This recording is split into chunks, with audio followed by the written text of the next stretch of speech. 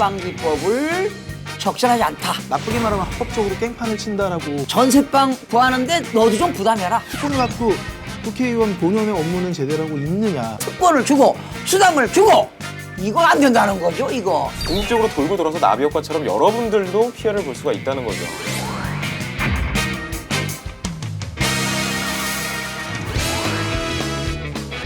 네, 시청자 여러분 안녕하세요. 한 주간 대한민국의 이슈와 사건에 대해서 그 법률적 해석과 여러분들과 소통을 하는 일요일에 만나는 시사 법률 토크쇼 법률방송의 썬데이로 진행을 맡은 전세준 변호사입니다. 한 주간 안녕하셨습니까? 저희 오늘도 두 분 나와주셨습니다. 안녕하십니까, 김동수입니다.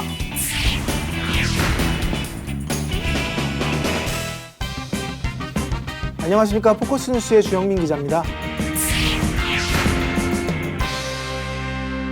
기자님 굉장히 바쁘셨을 것 같고 계속 선거철이고 그쵸, 하셔가지고 지금 선거 때문에 계속 정신이 없긴 한데 뭐 어쩔 수 없죠. 뭐 이제 선거 당일이 제일 힘드시겠어요. 선거 방송 당일이 정말 문제니까. 제일 힘들죠. 저희 입장에서는 나오는 투표율도 봐야 되고 각 투표하는 스케치도 따야 되고 그래서 당일이 가장 바쁠 것 같습니다. 교수님도 이것저것에서 많이 좀 이렇게 선거운동 좀 해달라고 요청도 들어오고 막 할 것 같은데 홍보 좀 해달라고 하고 아시는 분이 연설 좀 해달라고 하는데 그렇죠. 할 수가 없습니다. 저는. 다 거절했습니다. 저희 그 선거가요 지금 오늘 방송 녹화일 기준으로는 8일이고요. 일요일 날 이번 주 일요일 날 10시에 이 본방송이 되거든요. 그날 기준으로 하면 3일 뒤에 총선이 펼쳐집니다, 여러분들. 그래서 각 지역의 후보들이 아마 지금 각 지하철역부터 식당 할 거 없이 시장 뭐 엄청 다니는 걸로 알고 있어요. 여러분들도 지금이 선거철이구나 이렇게 잘 알고 계실 텐데요. 선거철 하면 교수님 우리가 꼭 알아둬야 되는 것이 있잖아요. 그게 뭐죠? 뭐 각 정당들의 공약과 또 후보자들의 어떤 공약이죠. 공약. 그렇죠. 여러분들 아마 공약에 대해서 전혀 관심이 없으실 것 같아요. 왜냐면은 공약이 그 공짜가 빌공짜다 해가지고 이제 뭐 절대 지켜지지 않는다라는 그런 우리는 확신을 갖고 있지 않아요? 정치인들이 공약을 내밀었을 때 그게 지켜질 확률이 아마 그게 무슨 뭐 통계치로도 뭐 20% 미만이다. 10개 중에 2개도 못 지키는 공약을 내뱉는다는 거예요. 그러니까 8개는 다 헛소리하고 앉아 있다는 거죠. 근데 이번 총선에서도 어떤 공약을 과연 내세운 건지 그래서 그런 것들을 조금 이제 살펴보려고 합니다. 그래서 이제 우리 첫 번째 코너인 시사 돌직구 탑3 시작하도록 하겠습니다.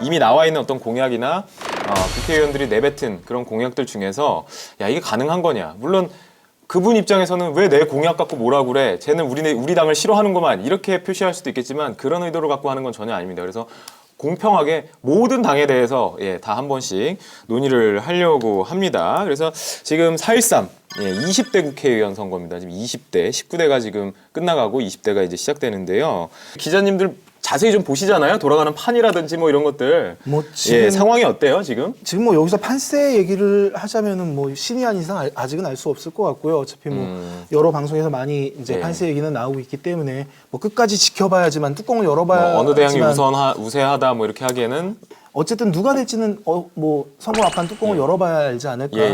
저희 속 박사님이 이렇게 올려주셨네요. 공약을 지키는 정치인은 많은데 말도 안 되는 공약을 내는 사람과 공약 내놓고 기억 안 난다고 아몰랑하는 사람은 찍으면 안 되겠죠? 어느 당에 특히 많죠? 라고 하는데요. 공약을 지키는 정치인도 상당히 많은 건 사실일 거예요. 그리고 그걸 지키기 위해서 정말 헌신하고 노력하는 정치인도 많지만 국민들이 피부로 와닿지 않다는 것도 일단은 가장 큰 문제인 것 같고요. 정치인 대부분이 공약을 잘 지켜야 되는데 대부분이 공약을 잘 안 지키고 있죠. 지난 18대, 19대에는 진짜 그 정당들이 내는 공약들이 말 그대로 그나물의 그 밥이었어요. 그런데 이번 20대 공약들은 당별로 차별화를 두고 있더라고요. 그래서 제가 조사를 해봤는데 새누리당 선거 공약을 보니까 10가지 공약을 냈는데 1호 공약을 소개해 보겠습니다. 내수 산업을 활성화로 일자리를 만들겠다. 자, 이 내용을 제가 조사해 보니까 새누리당에서는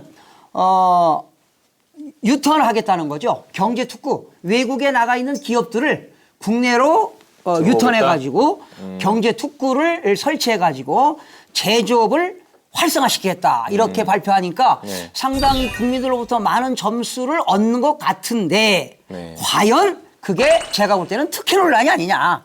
그러면 산업단지에다가 공장을 신설하고 증설해야 되는데 이 산업단지가 한정된 산업단지에 어느 기업만 특혜를 주는 거 아니냐 이런 논란이 제기되고 있더라고요. 네. 예, 그 다음에 또 다른 당. 저 예. 더불어민주당은 역시 10가지를 제안했는데요.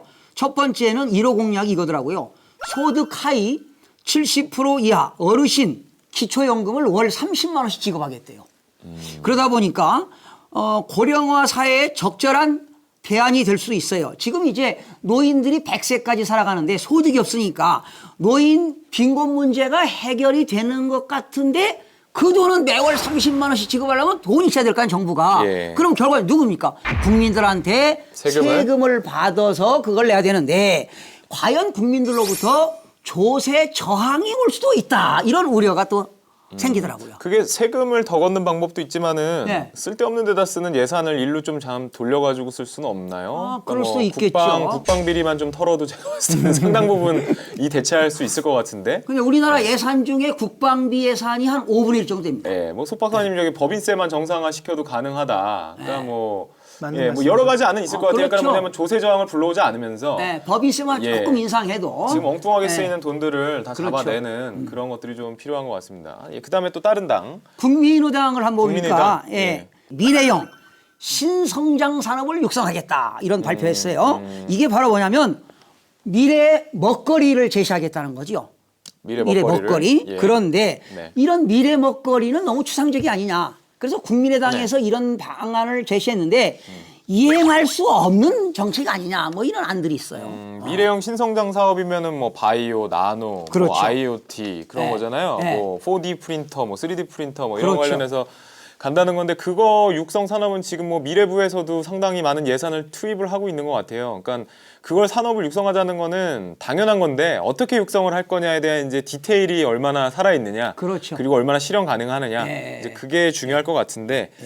정의당 같은 경우는요. 네. 내 월급이 오르는 경제 해가지고 상당히 국민들에게 알기 쉬운 목표를 정했어요. 네. 월급을 모든 근로자들이 월 평균 300만 원씩을 받을 수 있도록 하자.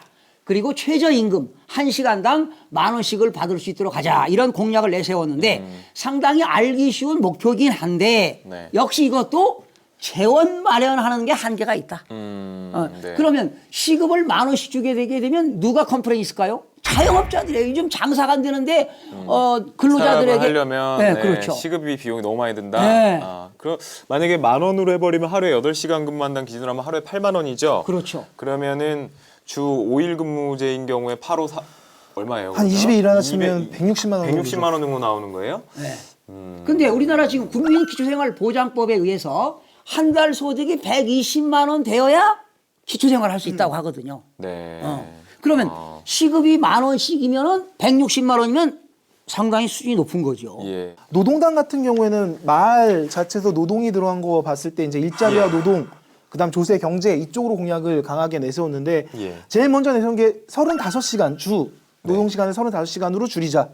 그리고 연장 근로하는 상한도 최대 5시간으로 네. 맞추자 해서 네. 일단 근로 시간을 단축해서 그 남은 일자리, 그러니까 일하는 시간이 줄어드니까 그만큼 네. 또 일할 사람들이 네. 필요해지는 데를 그다음에 정규직을 의무로 채용해서 네. 네. 많은 사람들이 일자리를 갖게끔 하자. 이게 네. 핵심이고요. 네. 그다음에 이런 것들을 하기 위해서는 어느 정도 이제 그 조세나 이런 것들, 그러니까 세원 마련이 필요하니까 그거에 대해서는 뭐 재벌을 증세해야 된다. 네. 그다음에 불로소득 중과세 적용시키자. 예. 그다음에 소득분위 상위 구간 세율을 더 인상하자. 예. 그래서 어쨌든 재원 마련하는 것과 그다음에 해야 될 것들에 대해서 좀 나눠서 얘기를 했고 뭐 비슷해요. 그다음에 녹색당, 딱 이름 들어도 녹색당 하면 환경이나 이쪽에 더 강화된 당으로 보이실 텐데 여기도 아까 얘기했던 최저임금 1만 원 이걸 핵심 공약 안으로 넣었어요. 그러니까 어쨌든 간에 뭐 여기도 주 노동 시간 35시간으로 법제화 시키는데 여기 한 발 더 나가서 아예 심야 노동은 아예 시키지 말자.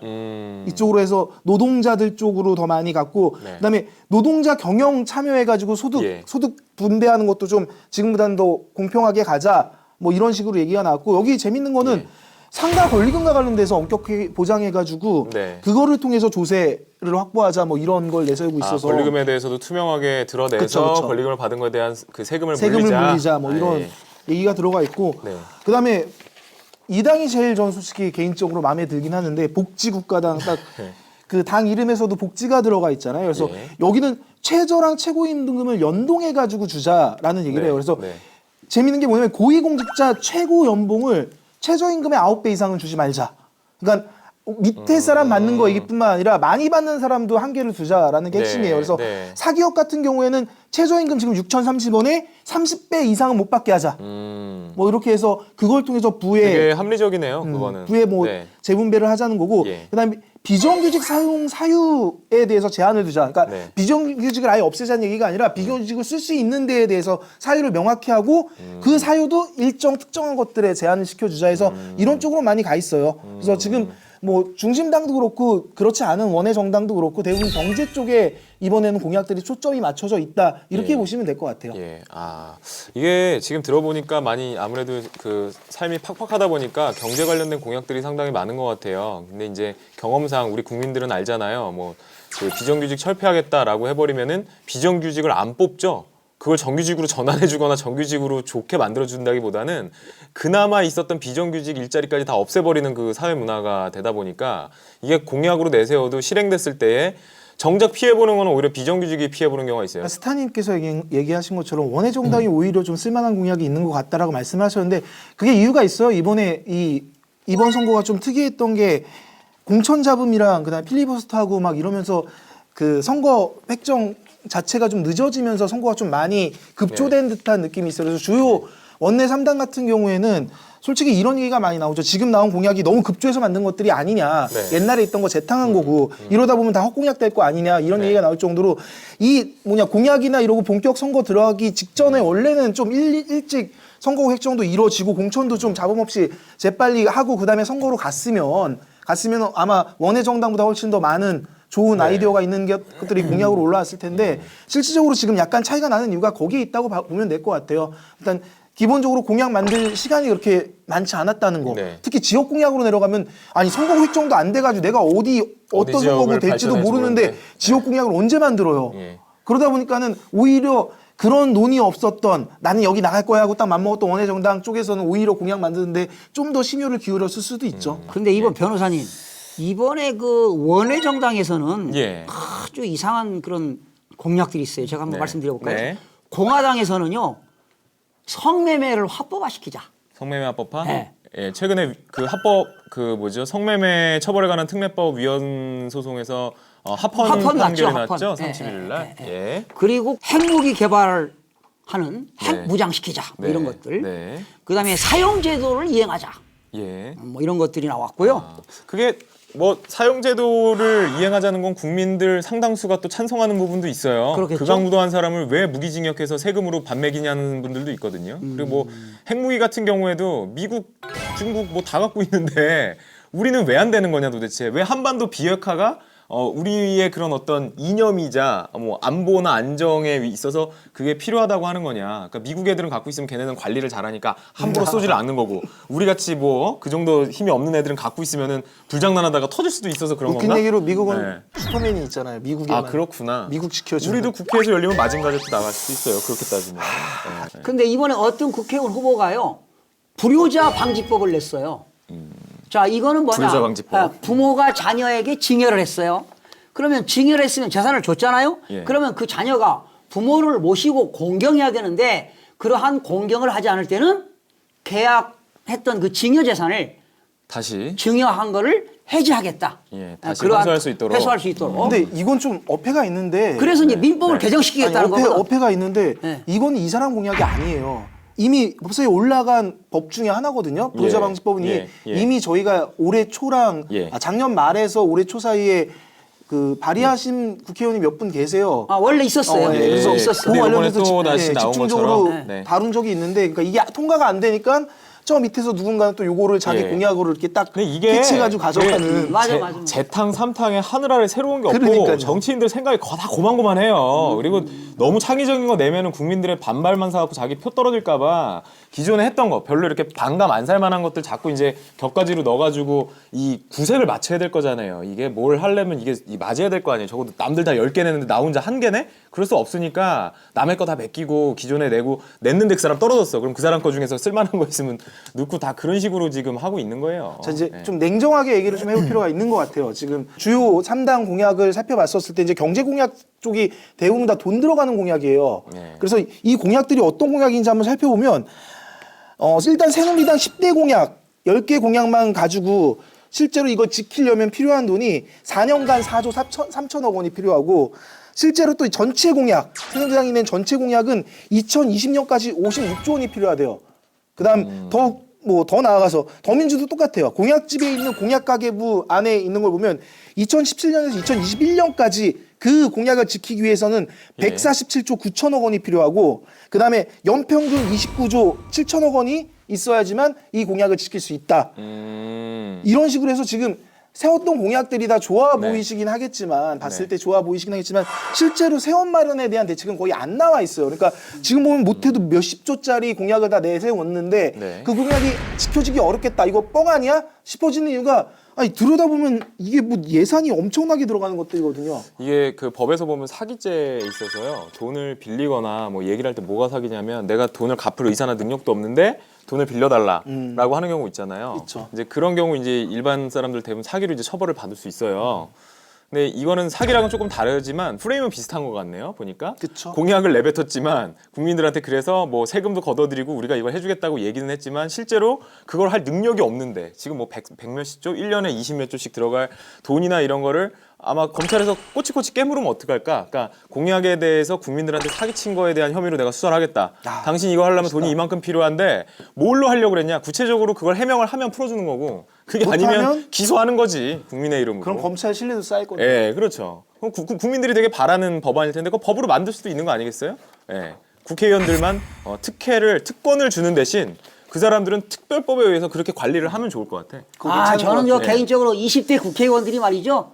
좀 국회의원 좀 특권 좀 내려놨으면 좋겠어. 예. 어떻게 생각하세요? 특권들. 네, 우리 지난번 네, 방송 그때, 했잖아요. 예, 방송 한번 했죠. 첫 예. 방송했는데 국회의원이 좀 특권을 좀 내렸으면 좋겠어요. 네, 오늘 공약 관련된 거는 좀 이제 이 정도 하고 정리를 할까 해요. 지금 20대입니다. 국회의원 선거 총선이 지금 20대고 다음 주 수요일입니다, 여러분들.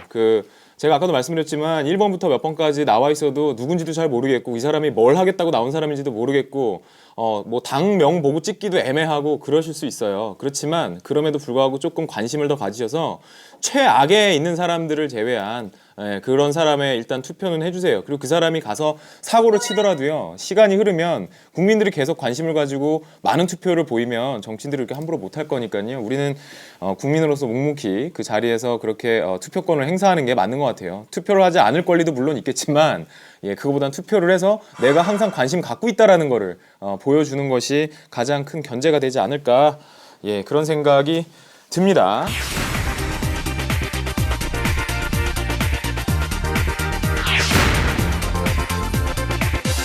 한번 요거를 좀 논의를 간략하게 좀 해볼까 합니다. 사시준폐 논란에 대해서 계속 뉴스가 끊임없이 나오고 있어요, 기자님. 이게 지금 왜 이런 문제가 계속 되는 건지 한번 좀 간략하게 설명을 좀 해주시죠. 그러니까 사시존폐 문제가 막 불거진 건 작년이 가장 치열하긴 했었죠. 지금은 이제 계속 이어지고 있는 건데 지난해 12월 3일 법무부가 그 기존의 사법시험이 폐지되기로 돼 있었던 거를 4년 유예하겠다는 입장을 발표하면서 극렬하게 대립하기 시작했어요. 그러니까 그러니까 수면 아래에 있었던 것들, 수면 아래에서 이제 그 사실을 보냐, 아니면 로스쿨을 다니냐, 이런 분들 사이에서 말이 오갔던 게 법무부가 사법시험 폐지를 4년 동안 유예하겠다는 얘기를 꺼내는 순간 갑자기 수면 위로 올라왔고, 뭐 그 뒤로 이제 뭐 국회에 이 부분에 대해서 맡기겠다 이랬는데 이제 이 국회는 끝났고요. 19대 국회가 끝나버려서 밀려서 넘어갔고. 20대에서 한번 어떻게 될지 봐야겠네요. 이제 어떻게 될지 봐야 되는 상황이고. 아니 근데 지금요 19대 국회에 지금 법사위원회 계류 중에 있어요. 그러니까 19대가 끝났잖아요. 계류돼 있으면 이미 아니 끝나진 않았죠. 19대가 없는데. 다 없어져 버리잖아요. 19대에 아니죠. 없어지잖아요. 4월 13일 날 선거는 하지만 19대는 5월 29일까지 유효해요. 아, 그러니까 5월 29일까지는 네. 그 법안이 통과가 된다면 된다면 가능하다는 거죠. 뭐 저는 통상적인 관념상으로 거의 그럴 리가 없으니까 최근에 이제 헌법소원을 내면서 이게 문제가 다시 불거졌어요. 그러니까 작년에 치열하게 오갔던 논의들은 어쨌든 국회 법사위로 밀었는데 어쨌든 현재 국회가 선거 때문에 휴적인 상황이 되니까 안 되겠다. 국민대학교 법학과라고 재학 중인 학생이 뭐 헌법재판소에 기자회견 넣은 다음에 나 이거 니네가 좀 판단 좀 해줘봐라. 사법시험을 2021년까지 유지하는 입장을 법무부가 내놓은 적이 있었는데 이 사이에서 이걸 어떻게 하는 게 맞냐. 니네가 좀 판단 좀 해줘봐라. 우리는 국회 기다리기 힘들다. 이러면서 최근에 헌법소원을 다시 제기하면서 이 문제가 다시 불거졌다고 보시면 될 것 같아요. 그리고 이번 국회에서 지난번 작년 11월 15일 날 조경태 의원이 변호사 시험법을 대표 발의했어요. 그 과정을 보게 되면 로스쿨을 졸업한 국회의원 자녀들의 취업 특혜 논란 의혹이 연달아서 제기되면서 로스쿨 입학부터 취업까지 공정성이 크게 훼손되고 있다. 그런 지적들이 날로 지금 제기되기 때문에 이런 변호사 시험법은 문제가 있다. 일부 좀 대표 발의해서 개정하자. 이런 안이 지금 상정된 거거든요.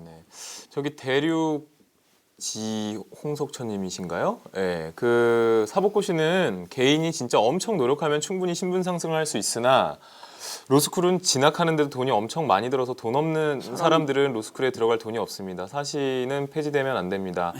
이제 그게 맞아요. 근데 막상 또 로스쿨 다니시는 분들 보면 뭐 우리 장학금 제도도 잘 돼 있고 사시에 들어가는 비용에 비례를 했을 때 비교했을 때 그렇게 로스쿨만이 굉장히 큰 돈이 들어가는 건 아니다. 이제 뭐 이런 취지로 또 답변을 해주시기도 하죠. 그래서 서민의 경우에는 목돈은 없지만 한 달에 매월 몇십만 원씩 지불을 하면서 고시 뒷바라지를 할 수 있는 서민은 있지만 로스쿨처럼 한꺼번에 목돈을 내고 그 뒤로 빚을 갚는 구조로 가는 것과는 좀 사시에 있어서 이 돈 문제는 좀 다른 게 아닌가 하는 생각이 들거든요.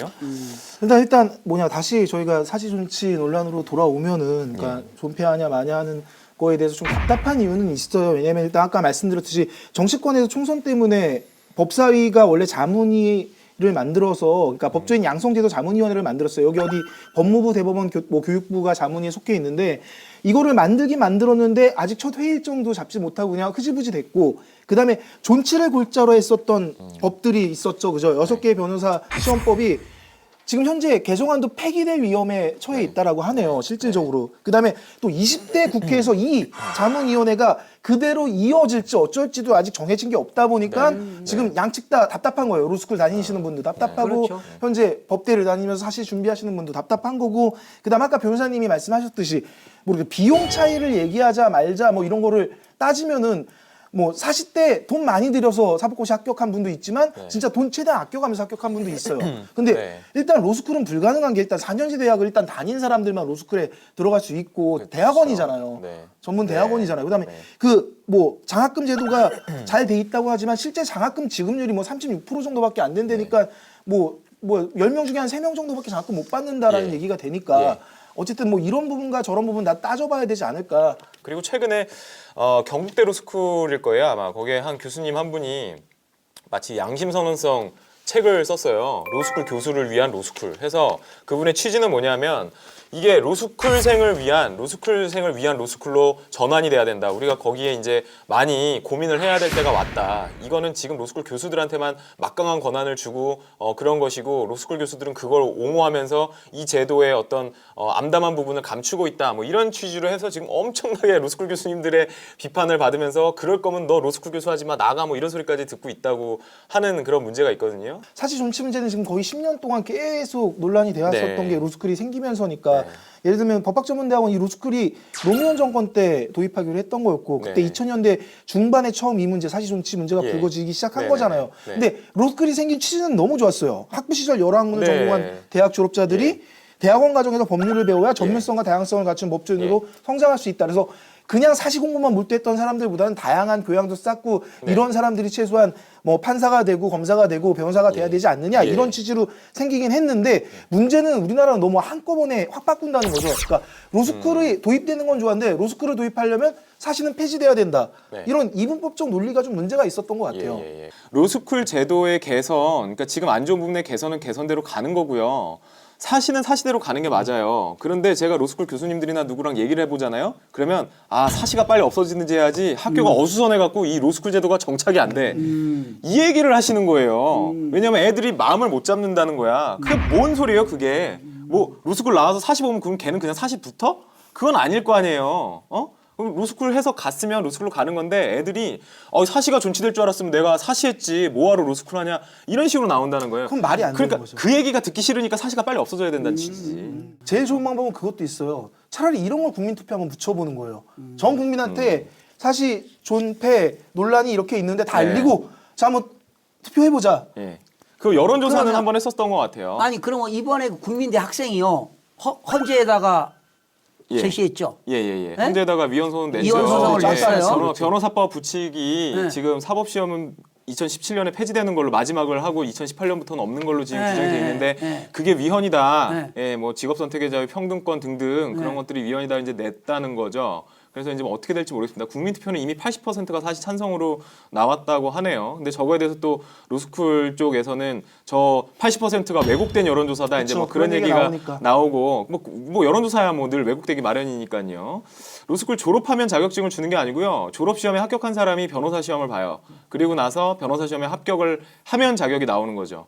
근데 이게 로스쿨 졸업하고 변호사 시험을 봐도 합격률은 한 75%밖에 안 돼요. 지금은 더 내려갔어요. 그러니까 내려갔어요? 로스쿨 1기가 제 기억으로는 89%가 합격을 했어요. 굉장히 높았죠. 그러다가 한 80%대로 떨어지고 70몇 프로 떨어졌다가 몇 기부터는 60몇 프로. 요번에 그 로스쿨 6번째 배출자들이 나오실 텐데 이분들은 50%대로 예상을 한다고 그래요. 그러니까는 둘에 한 명 정도만 붙는 느낌인 거죠. 거의 보면은. 그래서 이게 점점 이제 비율이 낮아지면 결국은 사시처럼 돼버리는 거예요. 사시처럼. 그렇죠. 예. 오히려 그런데 로스쿨이랑 지금 과속 현재 고친 사시가 예. 돼버렸어요. 변호사 시험법에는 성적 공개 안 되고 있죠.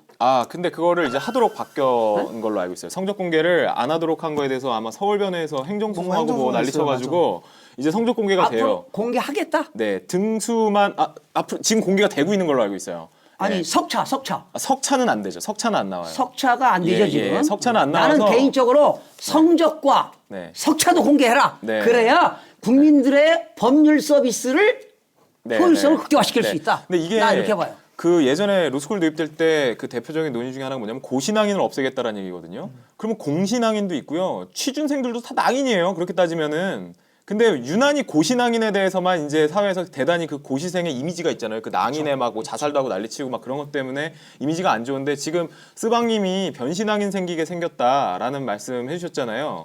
그래서 저 고시낭인을 막으려고 했더니 변신낭인이 생긴다. 그러니까 그걸 어떻게 해결하자고 로스쿨 교수님들이 얘기하는 줄 아세요?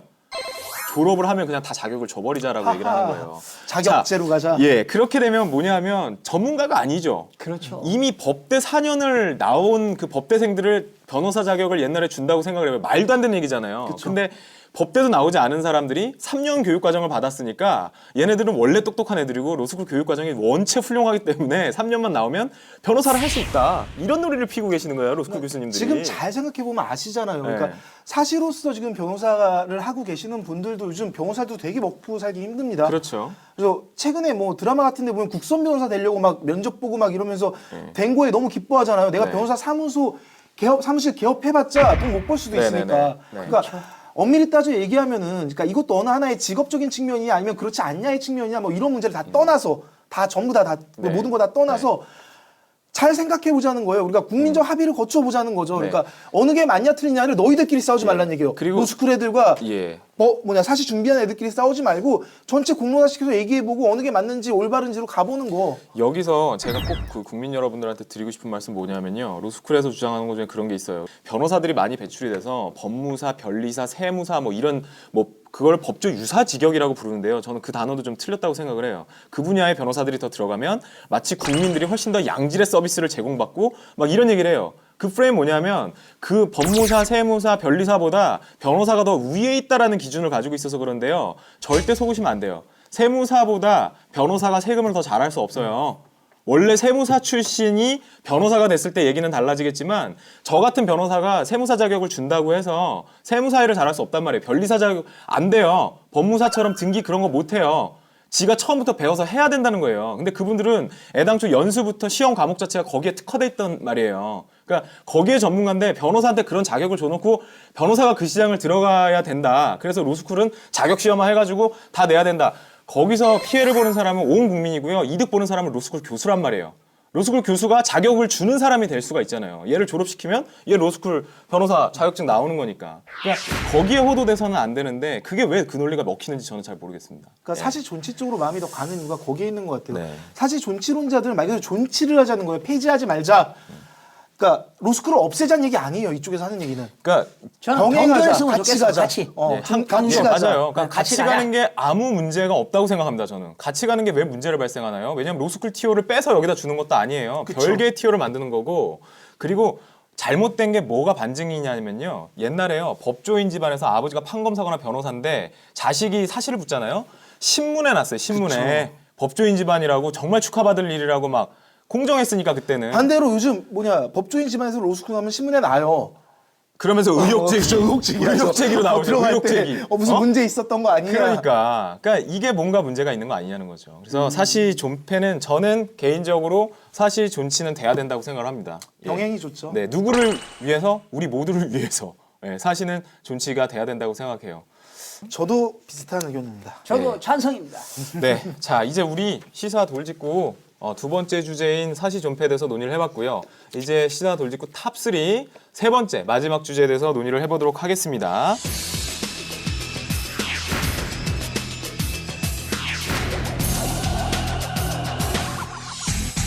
이번 주제는요, 길거리 흡연과 관련된 문제예요. 속칭 길빵이라고 하더라고요. 길빵이 싫어요. 왜 길에서 담배를 하고 있느냐. 예, 그런 부분인데 이래서 이게 아마 뭐 담배 부스도 설치가 되고요. 뭐 강남역이나 어느 뭐 종로나 이렇게 사람들이 많이 길거리에 다니는 그 지역에서는 뭐 몇백 미터 내지는 몇 킬로까지는 금연구역으로 아예 그 설정을 해놓은 것 같은데요. 이거는 아마 좀 논의가 좀 될 것 같아요. 왜냐하면 우리 또 애연가이신 또 우리 그 주 기자님의 또 얘기를 또 들어보지 아니할 수가 없을 것 같은데. 일단 뭐 저기 예. 땡초 치킨 님께서 길빵 극혐. 극혐이라고 말씀하셨는데 길빵 극혐이지. 저도 길빵은 극혐이에요.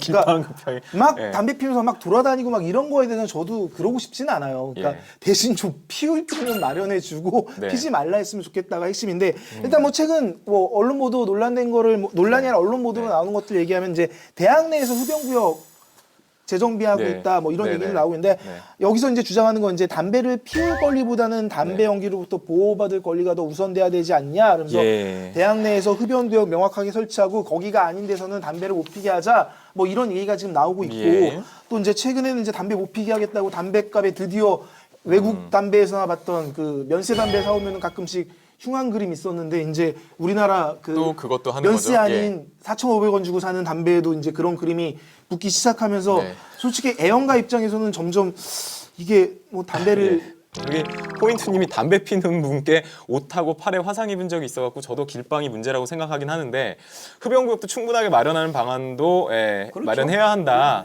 야구장에 부스 있나요? 전 야구장 담배 못 피지 않아요? 못 펴요. 예, 못 피죠. 네, 그 거울을 불이 떠다가 못 붙어 피게 돼 있는데 있어요. 당연히 안 되죠. 체육 시설이 있는 맞다. 야구장은 예. 1,000명 이상이 들어가는 맞아요. 그런 1,000명 이상 들어가는 데는 네네네. 못 핀다고 그 돼 담배 필 수가 없어요. 그래서 이번에 강남에 있는 종합운동장 있잖아요. 네네. 야구장에 부스 만들었어 이번에. 아 그렇구나. 그래서 대학에서도 지금 부스 이게 만들잖아요. 담배가요.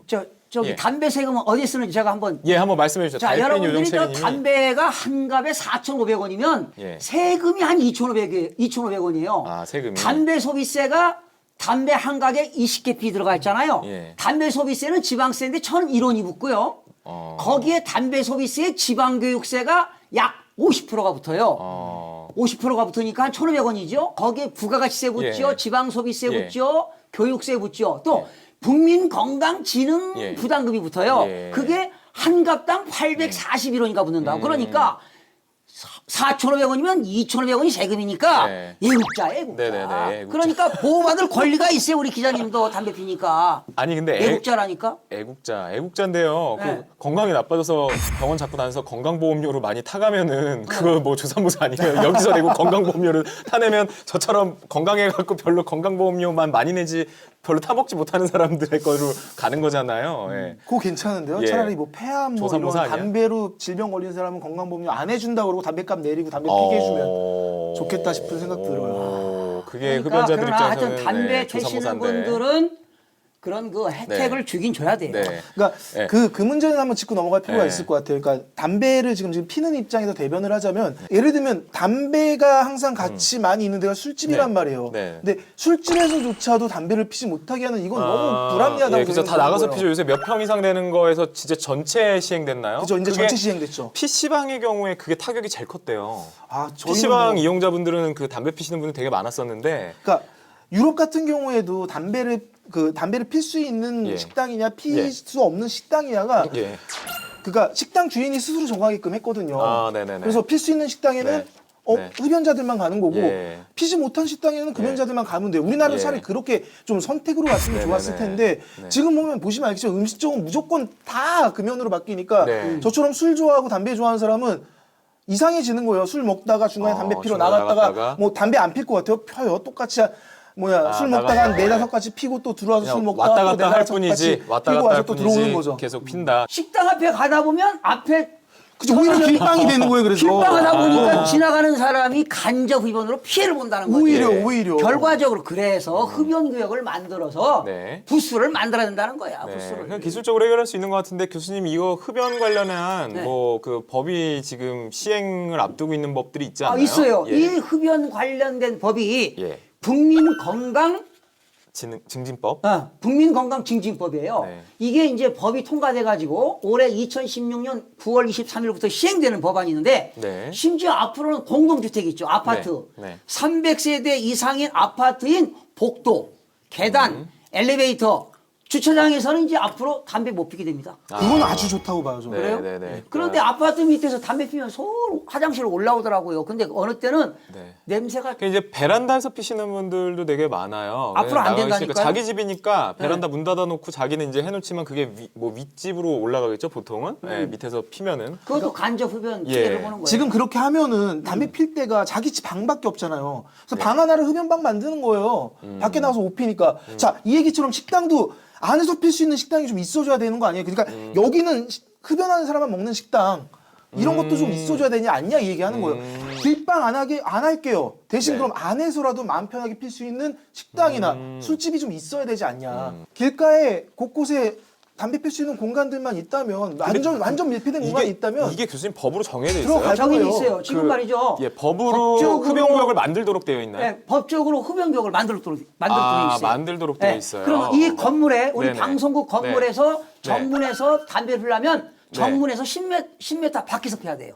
네네. 10m 이내에서 피면 그것도 네. 10만 원 이하의 과태료. 과태료가 부과된다는 거. 그거 즉시 내면 8만 원이에요. 네, 화장실이죠. 금연구역에서 흡연을 하면 과태료가 된다. 네, 과태료 예, 10만 원 과태료가 부과합니다. 된다. 네, 네. 과태료 부과합니다. 여러분들 뭐 건강을 생각해서든 뭐 다른 사람에게 피해를 주지 않기 위해서든 지금 이 금연과 흡연의 경계를 지금 과도기적으로 지금 해결해 나가고 있는 중이니까요. 이게 좀 여러분들이 좀 좋은 아이디어가 있으면 그걸 정책에 반영할 수 있도록 뭐 국민신문고라든지 이런 데다가 내주시는 것도 하나의 방법인 것 같습니다. 네, 여기서 우리 그 시사들 주고 탑3 마지막 주제는 흡연 그 길거리 흡연 금지 논란 관련된 거 살펴봤습니다.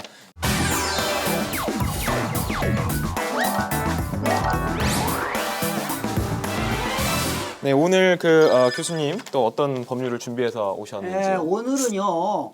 오늘 이야기 나올 법안은 이 시대를 살아가면서 이 사회를 보호해야 되고 또 공익을 보호하기 위해서 꼭 필요한 법이 하나 있습니다. 이게 바로 네. 공익신고자 보호법입니다.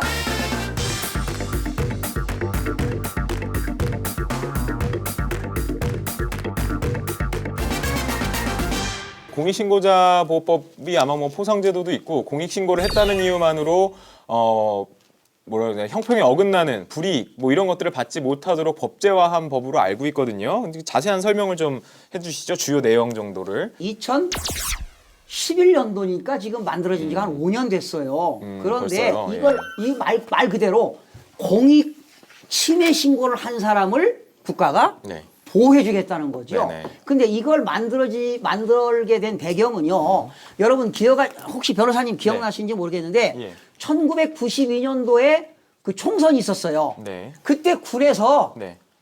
대대장이나 중대장이 야 1번 찍어 1번 찍어 이런 거 했다는 거 아니에요. 내부 고발한 적 있죠. 네. 아, 네네. 그래가지고 그 당시 이지문 중위가 구사단에서 네. 양심 선언했어요. 그래가지고 그 이후에 그 중위는 구속됐어요 사실은. 그 일을 했다는 이유로. 양심 선언했다는 이유로 그 이등병으로 강등이 됐는데 네. 그 이후에 제대한 이후에 네. 선배 그 중대장 대장들이 예. 네가 양심 선언한 이후에 네. 공익 신고를 네가 했기 때문에 예. 네가 양심 선언한 이후에 정말 이런 선거 때 너무너무 좋더라. 외부로부터 그런 걸 청탁을 받지 않아도 되니까. 예. 간섭받지 않으니까. 네. 그러니까 뭐 그런 그래서 입법 취지는 그런 그래서 것 때문에 이제 만든 거죠. 2011년도 급기야 뭐 이런 법들이 만들어졌죠. 예, 그 공익신고자 보호법에 있다는 걸 여러분들이 아마 생소하게 느끼실 수 있을 것 같아요. 그리고 실제로 공익신고자들이 이 법에 따라서 보호가 된다라고 법률이 규정은 하고 있으나 사실상 실제상의 불이익을 막기에는 쉽지 않은 것 같아요. 법에서 아무리 자세하게 규정을 해놓는다고 하더라도 그걸 교묘하게 빠져나가도록 그렇게 갈 수가 있는 거죠. 그 자동차 운전 중에 신호위반 블랙박스 신고 시 보호 그것도 하나의 그것도 블랙박스 신고하는데 그거 도로교통법이잖아요. 예. 현재 도로교통법은 공익신고자 보호법에서 현재 적용이 안 되고 있어요. 적용 안 되고 있어요.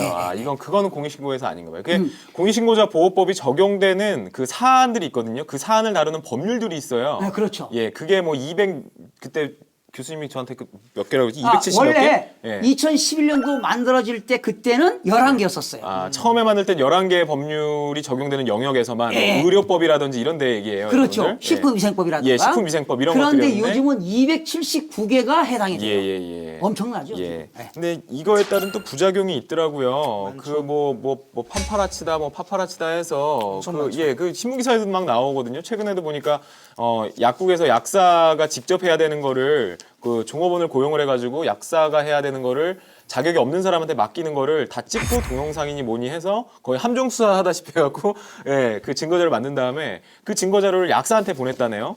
뭐 어떻게 할 건지 알아서 정해라 뭐 이런 식으로. 그러면 이제 협박을 해갖고 돈을 뜯어내는 거라 형법상 공갈죄가 성립될 가능성이 높은데 이게 공익신고자 이런 사람도 공익신고자로 볼 수 있는 것인지에 대한 논란이 생길 것 같아요. 논란이 보면은. 있어서 좀 법이 개정되는데 네. 영향을 끼치기도 했는데 뭐 그 대표적인 게 아까 방금 말씀하신 판파라치에서 네. 약국과 관련된 부분에 대한 공익신고 문제가 있고 네. 또 대표적인 게 식파라치라고 해가지고 네. 식당과 관련된 부분들도 네. 있고 그다음 환경 분야 쪽에서도 이 공익신고 때문에 그러니까 역공익신고로 문제가 생기는 게 많죠. 이게 네. 공통적인 특징이 다 뭐냐면은 네.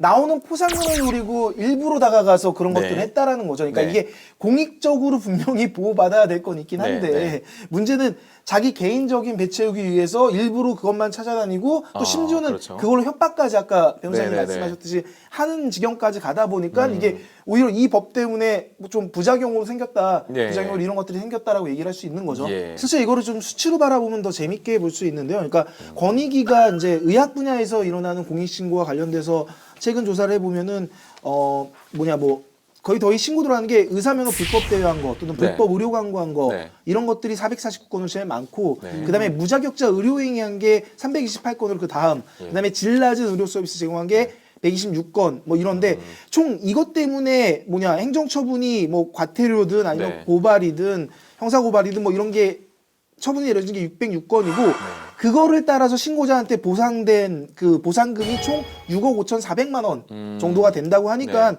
실제 요 의학 분야에서만 이 정도의 돈이 지급된다 하니까 네. 많은 사람들이 이런 것들을 신고하는데 몰릴 수밖에 네. 없을 수도 있는 거죠. 공익신고자 보호법에 의해서도 그 보호를 못 받는 경우는 어느 경우냐면 직장 내 내부자 고발일 경우에 내가 그 업계에서 매장을 당하는 수가 있다는 거죠. 그 관행이니 뭐니 이런 것들을 한번 용기 있게 까발리려면 자리를 내놔야 되는 그런 상황이 돼서 그런 경우에는 이 법으로 실질적으로 보호를 받는 게 쉽지는 않아 보여요. 아 그런- 근데 있어요. 보호 받아요. 어떻게 보호받아요? 근데 이제 왕따 당하죠. 그렇죠. 그러니까 내 얘기가 그 얘기자. 아니 원상회복하고 원상회복하고 부당해고하는 거 그런 건 다 회복인데 그게 회복이냔 말이에요. 그렇죠. 갔더니 강등시키고 지방 발령 보내고 자, 못하게 만드는데. 최근에 그 사례가 있어요. 그러니까 이게 원래 생긴 게 이제 내부 공익 제보자를 좀 보호하자는 측면에서 이 법이 생긴 건데 진짜 최근이에요. 대전 도시철도공사에서 기관사 부정 채용을 감사한 대전시가 그것들을 고발했던 그 부정 채용 지시자들 관련된 사람들 이런 것들을 내부 고발했던 사람을 해임시켜 버렸어요. 최근에 그래요? 최근에 대전시가 해임시키고. 내부 해임시켰다고요? 고발한 사람을 그러니까 실질적으로 이럴 정도로 지금 원래 이 법이 생긴 게 다 그거잖아요. 그러니까 공익적인 목적으로 내부 고발자들이 네네. 생길 수 있고 네. 아까 그 준이였죠. 준이 얘기처럼 예. 그 내부 고발자를 어떻게든 보호하고 그래서 공익 신고가 활성화되게끔 하기 위해서 왜 네. 그렇지 않으면 너무 피해를 많이 입으니까 역피해도 있긴 예, 했지만 예. 근데 핵심은 일단 아직은 우리나라가 이 법이 있긴 하지만 그 공익 신고했던 그 제보자를 보호하는 데는 아직은 뭐 사회적으로 뭐 이렇게 잘 갖춰져 있지는 않은 사실 것 같아요. 웃자고 드리는 말씀인데요. 그 내부자 고발이 일어난 경우에는 공익신고자 보호법에서 무조건 한 직급을 승진을 시키고 고용을 5년 이상 보장할 것 뭐 이런 걸 정해놓으면 어떨까 하는 생각도 들어요. 그러면 승진을 하기 위해서라도 더 투명하게 만들지 않을까요?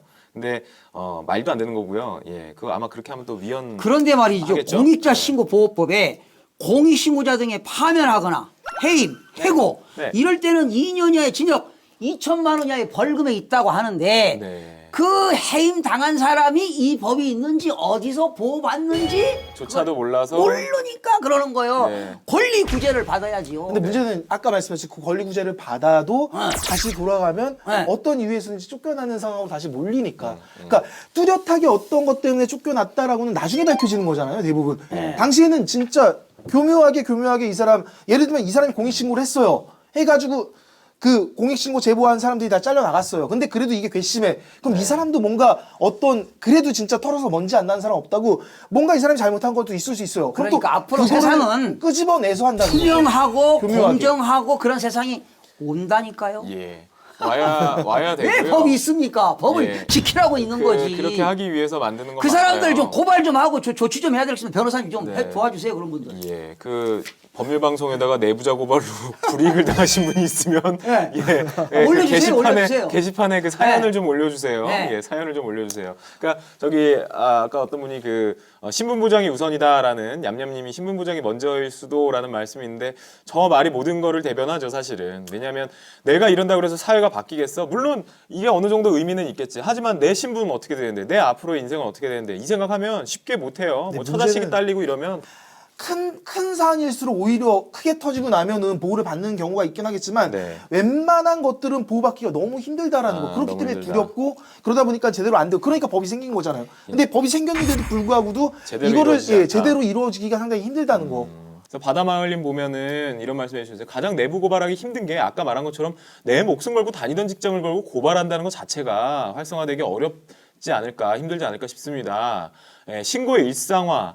아직 우리나라에서는 시민의식과 주의 환경이 성숙되지 못하는 것 같습니다. 예, 굉장히 정확한 지적이에요. 이게 뭐 어느 나라는 저게 내부 고발이 굉장히 활성화되어 있는 외국도 안 반면에 되는 거잖아요. 예, 외국도 굉장히 어려운 거죠. 선진국조차도 굉장히 어려운 문제라 이게 인정에 또 이끌리기도 하고 그래요. 나랑 계속 직장에서 생활을 하고 내가 여기서 그래도 급여 받고 살았는데 이런 비리가 있다는 걸 또 알려서 저 사람들 목 날아가게 하고 회사 망하게 하면 또 나머지 여기서 월급 받고 있는 사람 다 어떻게 될 거며 이런 논리로 가기 시작하면은 이게 투명한 사회를 만드는 데 있어가지고 굉장히 그걸 섣불리 함부로 장애물이라는 표현을 쓰긴 좀 애매한 것 같습니다. 왜냐하면 생존에 관련된 부분이라서 투명화가 생존권보다 우선하느냐 이건 좀 어려운 문제 같아요. 어렵죠. 예, 그래서 이 문제가 풀기가 굉장히 어려운 게 아닌가 하는 생각이 듭니다. 하지만 이 법은 잘 만들어진 법이라는 네, 거. 네, 하여튼 지켜야 되는 법이고요. 여러분들도 잘 알아두셨다가 활용할 수 있을 때 꼭 활용하시면 될 것 같습니다.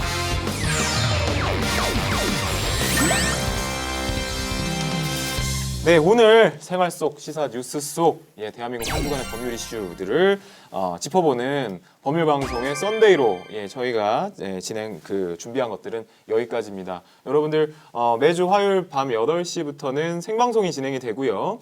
법률 방송 케이블 채널 법률 방송에서는 일요일 밤 10시에 본 방송이 편집본으로 나가게 됩니다. 여러분들 그 방송도 자막도 나오고 굉장히 재밌으니까 많이 시청해 주시고요. 저희는 또 다른 이슈들을 좀 찾아봐야 될 것 같습니다. 여러분들 그 게시판에 그냥 허심탄회하게 올려주세요. 이런저런 주제들을 방송에서 다뤄줬으면 좋겠다. 꼭 법률적인 주제 아니어도 됩니다. 그냥 사회적이고 뭐 이슈주가 될 만한 거, 재밌을 것 같은 거, 이런 거 좀 파헤쳐줬으면 좋겠는 거, 시원하게 얘기 좀 해줬으면 좋겠는 것들 주제로 법률 방송 썬데이로 그 게시판에다가 올려주시면 적극 반영하도록 하겠습니다. 네, 그럼 저희는 다음 주에 다시 찾아뵙도록 하겠습니다. 네, 시청해주신 여러분 대단히 감사합니다.